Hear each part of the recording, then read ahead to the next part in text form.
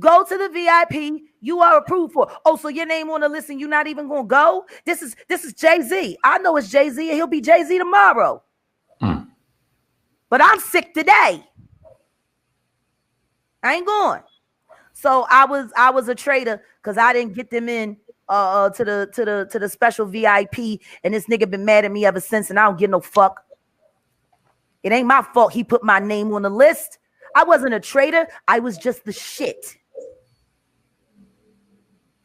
I'm sorry you couldn't get into the after party, in the big after party, and that Jay didn't put you in there. Then when they did Radio City Music Hall, they said Jay asked for me, and Amir said, oh, we can't find her. We don't know where she is. And then the stylist said, wait a minute, I can call Jackie right now. And he said, mind your business if you want to keep your job. Fuck you, Amir. You jealous ass sandwich smelling bitch.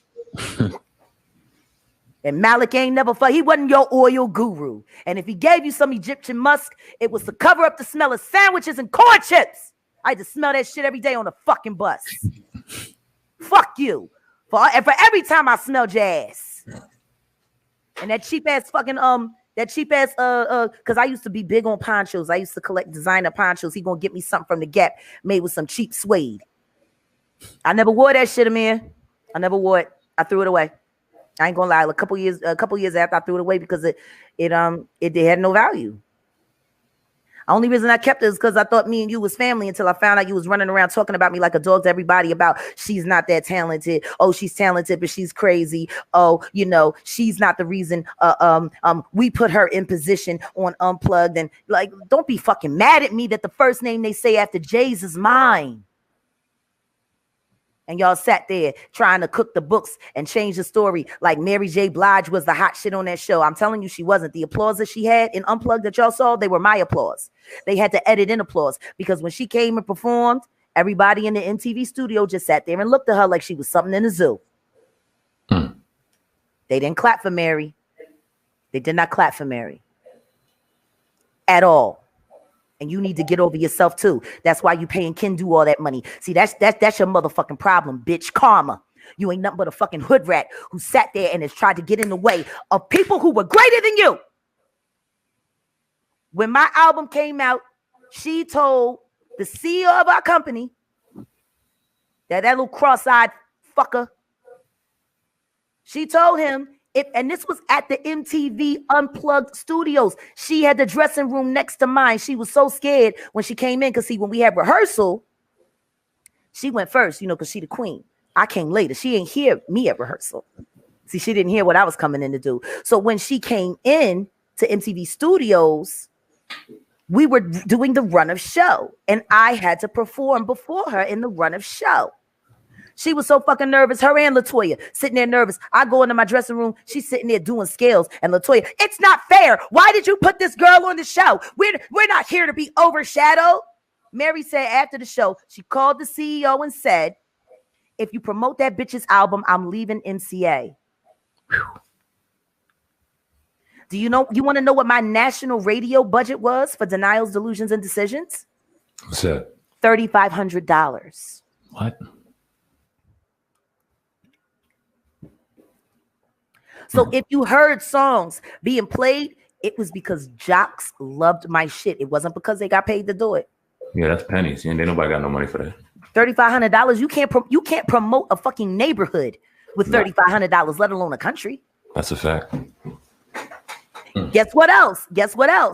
MTV, because I had performed the What Ifs at the end of Unplugged. Jay was standing right next to me. If you ever see the picture, I'm sitting in the stool because I was 5 months pregnant. I'm sitting in the stool. I'm performing. Jay standing next to me with his arm around me. I was singing the What Ifs. He said, Jag, sing everybody a song. They love you so much. MTV called and was like, yo, we tested this shit because they weren't supposed to be releasing Unplugged until January. They released it in December because the feedback that they got was so hot. They was like, this got to go out now. Then they said, if y'all want, since Jaguar's album is coming out right after this, we'll take the footage and we'll run it as a video. Me and Jay-Z standing in frame with me singing the What Ifs and the studio audience going wild. They had it. They were ready to run it. They waited 2 weeks. And guess what the CEO of my company told them? Well, you know, we don't have that kind of budget. All Leor Cohen asked for was $150,000. The videos that I did, other than that, cost $300,000. They said, all we want, Leor Cohen said, give me $150,000 and we'll give clearance and MTV can run with the video. And Steve, what was his name? I just call him cross-eyed bastard. I can't remember. He used to work for REM before he dumb lucked his way into MCA as the head of MCA. And as you see, MCA went bankrupt. MCA Records don't exist no more. Went over to Geffen under his watchful eye because Mary J. Blige and them was threatening to whoop his ass if he did anything to promote the best fucking artist he had on his label. You're talking about Stout, are you? No, I'm not talking about Scott Storch. I'm talking about Steve. Steve something. I think no, it wasn't Steve. No, because Steve was a good. Whoever the MCA CEO was. Okay. He was a Jewish boy. He worked for REM. He was a punk. Fuck you, you cross-eyed bitch.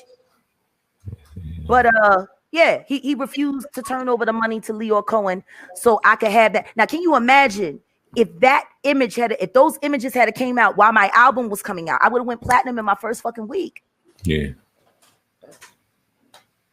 Me and Jay, MTV Studios, extra footage from the legendary Unplugged, and all we had to do was come up with $150,000, which was half what we would have had to pay to do an actual video.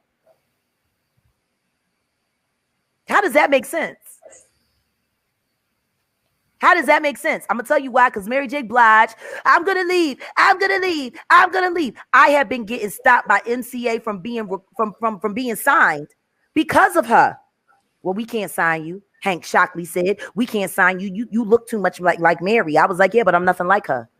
What I do is completely different than what she does. Yeah, well, you know, ain't nobody at MCA gonna sign you. I went to LA and Steve Corbin, God bless his heart, signed me. Matter of fact, I didn't go to LA. Steve Corbin flew from LA to come to Black Lily in Philadelphia, saw my live show, and gave me a deal. I actually got my record deal without having to turn in demos. I was signed off of my live performance. That don't happen every day. Now, we definitely appreciate you, telling your story on the platform today. You want to know what's funny? You want to know what's funny? Yes, sir. I'm giving you nothing. I ain't giving you nothing. I haven't even given you nothing. I feel bad. I'm cheating you. No, you didn't cheat us. Wealth information. We appreciate your time. Definitely. Yeah. What's next for Jaguar Wright? I know your name is circulated under all this nonsense, and you don't seem to mind right now. You letting them go. But what's next? Stay tuned. But I got 3 things for you, and just look for these things. Okay. Digging Up the Roots, the documentary. Triple D Cafe. At Cafe Triple D. And it's just spelled out normal, no extras, no underscores, just Cafe Triple D, letter D, that's it. And my WCW meeting room in Zoom. Those are the only 3 things I need people to check for right now. And honestly, as hot as my name is right now, I shouldn't even have to tell you. You should be able to find it I'm so easy to find these days. Yeah, you definitely all over. We definitely appreciate you choosing our platform. Yeah. To tell some of your story. It meant a lot to it. The first shall be last, and the last shall be first. It says it in the Bible. Absolutely. So if they thought that y'all was the last, I guess you're the first. But everybody else got to pay. You want to talk to me, you got to pay. That's right. My history costs money. It costs. Ms. Wright, we appreciate your time. I don't even know what else to say. Thank you so much for giving us an hour of your time, and you're more than welcome anytime to come on this platform and talk anything. Well, why don't we talk next month when I release my album?